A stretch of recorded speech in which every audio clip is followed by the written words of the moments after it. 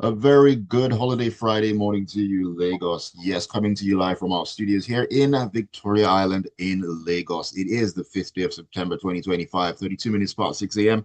And this is Business Express brought to you by InterSwitch. Even though it's a holiday Friday, we are still here making sure that you get the best of the best of the best to start your day. For those who have things to do, who to be out and about, hey, we've got you covered all the way. And if you're home enjoying the peace and the quiet, you still need to be locked in here on Smooth 98.1. My name is Ayokunmi, and it's going to be an interesting Friday because you know how we always do. And if you don't know, of course, I'll tell you. It is a Tech Friday edition of the show. So we're diving into everything that has to do with the tech sector. And it's all about Nigeria banking on AI to power that $1 trillion economy. Yes, that talk of a $1 trillion economy. Yes, AI is on the cards. And you just wonder, can AI actually do that? Well, the federal government hopes that is going to happen. So joining me to take a look at all this, I have not one, but two guests this morning. They say ladies first. Daisy Erharhire, the business banking lead at Raven Bank, is with me on one hand. Daisy, good morning to you. Good morning, Ayo. Good morning, Lagos. It's good to be here this morning. Great to have you here. And I have with me as well Aderemi Lanre Victor. He's the founder and chief vision officer at Accendis. Good morning to you, Lanre. Great to have you on the show. Hi, good morning. Good morning. Thank you for having me. Good morning, Lagos. It's good to be here as well. It's great to have you here. Join us on the show, Lagos, wherever it is that you are. The WhatsApp number is 0911 999 0981. 0911 is the WhatsApp number. You can also join the live stream on YouTube. You'll find us at Smooth 981 FM Lagos, Smooth 981 FM Lagos. All right, I'll begin this with you, Daisy. I'm continuing on the trajectory of ladies first once again. And right off the bat here, I mean, from where you are sitting, do you Mm, actually believe that AI can push Nigeria's economy to $1 trillion? A trillion, no, that's a lot of zeros. I know, right? To the best of my knowledge, I know that the developed countries that have started using AI in their countries and economy and technologies, I don't think they've hit that mark yet, right? I mean, I stand to be corrected, but the last time I checked, the mark hasn't been hit. And do I believe that we can achieve that? Yes, I want to be optimistic. Of course, if it's applied in the right areas, agriculture, health, the finance sectors, yes, it will boost productivity. I mean, AI is not like the whole engine. It's not a magic one that you just spin around and cast a spell and everything just, plays out the way you want it to play out. And if we're being sincere, in terms of development, adoption, tech growth, Nigeria is far behind. Like we are far, Mm, far behind. So saying you want to achieve this in the next 5 years, it's going to be a lot of actions than just words on paper. So, but like I said, I am going to be optimistic, and yeah, I believe that in the long run, AI will actually be a key driver in achieving the 1 trillion mark. I mean, we might not hit it by 2030, but I mean, if we kick off at this, we would see significant changes and progress in the long run. So that's just my thought about it. Okay, what a good way to open the floodgates, if I can put it that way.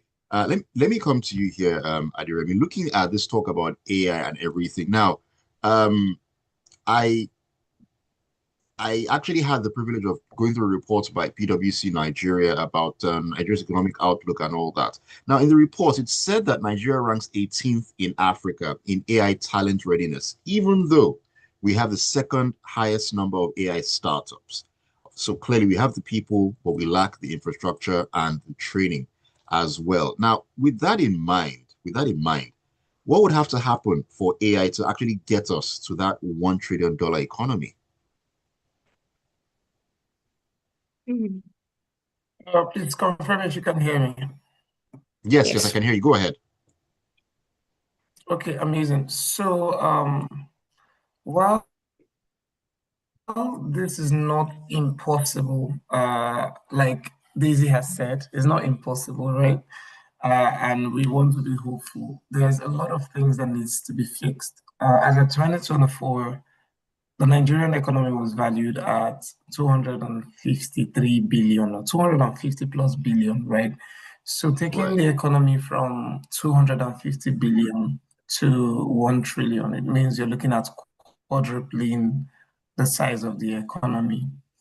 While we want to be optimistic, there's also a lot of things that we need to consider. First of all, how does AI contribute to the economy? Artificial intelligence is built on already existing intelligence, Okay. right? Nigeria is not the most digitally savvy digital savvy in terms of Yeah. having data. Data is one of the biggest problems that we have in Nigeria. And this cuts across a lot of sectors. I think one of the major problems we would have in achieving a $1 trillion economy is getting the right data to feed the agents that can run on existing data and propose solution based off the wide knowledge that it can possess and can recall. The right data being fed into artificial intelligence. An edition of Picture sometime last month or 2 months ago, and I saw these guys that were building something amazing. They were building an AI that helps with legal issues.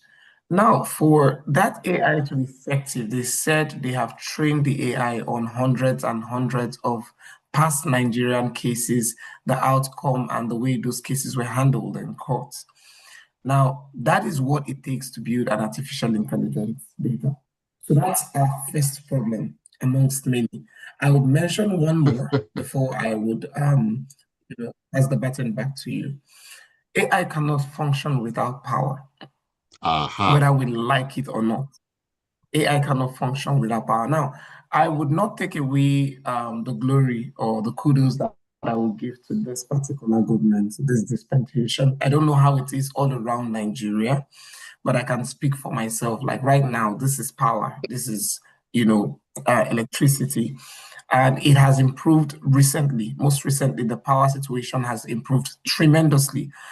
So I will give that to this particular government. However, if we're going full into AI and we are saying we want it to help triple our economy, it simply means that we're also looking to more than quadruple our power generation because artificial intelligence runs on power. Artificial intelligence runs on power. So I think those would be the two major pointers that I will talk about readiness to bring AI into, or to make AI, to leverage AI to improve our economy. Yeah, thank you. Right. Daisy, I will just say that Aderemi stole your thunder a little bit because I was going to ask you the same thing about power needs where AI is concerned. A couple of days ago we're talking about power and how it was on your end and everything. Now, of course, you tend to do some remote work here and there, and you know how it is, how difficult it is to just do the basic things you need to where there's no power and everything. I mean, looking at what Aderemi has said, do you want to add a few things to his submission on the absolute need of power when it comes to using AI to its full capabilities? Okay. Like he rightly said, AI is not is a technology that runs solely on power, right? And when it comes to Nigeria, there are two major things that I know that we're still struggling with even till date is power and of course the internet, right? AI is going to run a lot of data, right, systems, and we need to be stable in that area of electricity in order for us to be able to successfully get the full potentials that AI comes with. And if we're going to do this, we need to start investing into renewable energy. I'm not talking about the one that you get revenue and you go and set up one renewable energy in your house. If you get what I'm driving at, right? Spending millions of dollars somewhere that you should have channeled that money to maybe the right industry or people that would eventually use it to boost the country, to boost the economy in the long run. So yes, I do agree that these are like two major things that we need to work on: electricity and, of course, like I said, the internet. So yeah. Right. Thank you for that, Daisy. Aderemi, let me come back to you with something interesting that I saw and it's still making my head spin. Now, Meta poached an employee from Apple to work on its AI projects and reportedly, now this is where my head was spinning, reportedly paid him $200 million. I feel like I'm in the wrong place, but hey, it is what it is. How exactly can Nigeria compete to get the best talent? Mm. Aderemi. Uh, yeah, I can hear you. Can All you right. hear me? Please confirm if you can Yes, hear we me. can. Yes, we can. Yes, we can. Okay, amazing. So, how do I put this? First of all, how can Nigeria compete to get the top talent? Firstly, I think Nigeria has top talent already. Nigerians are reportedly one of the smartest people on earth, whether we like it or not. It is just how we are wired. We know the front door and we also know the back door to everything. A couple of things drive people. Money is one of them. Passion is another thing. Now, Meta poached an Apple AI exec with $200 million. The same Meta lost a lot of AI engineers to X just recently. You can check it out without a fat budget. Now, one thing I know about geeks is that when you find a real geek, money is not their problem. Money is not the first thing that they put on the table. For example, if you start doing a research and finding Nigerians who are already in AI, a lot of them want to contribute to back to their country. A lot of them want to contribute to their motherland, right? So Right. I think it's more about not competing on monetary terms. Instead, that is bigger than them that they can contribute in. Personally, if I was an AI developer and I had an opportunity to bring my skills down to help build my country, I would do it. And I'm sure there are so many Nigerians out there, despite the fact that they have left home, they still know that home is home and want to contribute. So that's one way. Another way is raising your own people. So you can either do two things. Either you hire someone or you train someone, right? And Okay. that's an amazing thing that the three entities is doing. Training people in this particular tech, especially from a young age, keeps them, ingrained into the system and keeps them contributing into it. So I would All say right. don't compete. Look for your own leverage and build on it. Thank you. Look for your own leverage and build on it. Very, very wise words there. All right, Daisy, time has flown by, but I need to squeeze this particular question in. And, talking about all this, we also need to look at the angle of education, the education pipeline. Recently we've heard news about an update to the curricula for primary and secondary schools. It's different now. It's been rejigged to sort of the the climb we're in right now in terms of this particular century and all that, because it's been very, very OG, if I can put it that way. Now, very quickly here, do you think that the curriculum that we have is equipped to breed the next generation of AI engineers? Just, give us a summary of this one. Okay, so I'm just going to pick up from where Larry left off. The initiative that's already in place, that's the 3 million technical talent program. Now, if universities decide to partner with programs like this, or if we have more programs like this, and our curriculums are updated, of course, we'll be way ahead in terms of knowledge and, of course, have more talent. And in the next 5 or 10 years, yeah, I believe we'll have a reasonable number of graduates that are well knowledgeable about AI. Like he said already, we are smart, we are intelligent, but just give us the right resources, right? And this includes educating us as well. So yeah, currently it's not up to the level that we want. I mean, whoever has any knowledge about AI at the moment most likely had to learn outside of, our own country. I had to take online courses or maybe travel out at some point. But let's do that in here. Let's do that here at home. So yes, in the long run, if these measures are put in place, universities collaborate, partner, update our programs, we should be good to go in the next 5 years, have more AI graduates on ground. From your lips to the ears of the Lord, really and truly. It's one thing to say, it's another thing to actually get the work done, because we know from, historically, we talk a big game, but get onto the pitch, everything is just, left back is in front, keeper is outside, and so on and so forth. But hey, anything is possible if we actually do what needs to be done.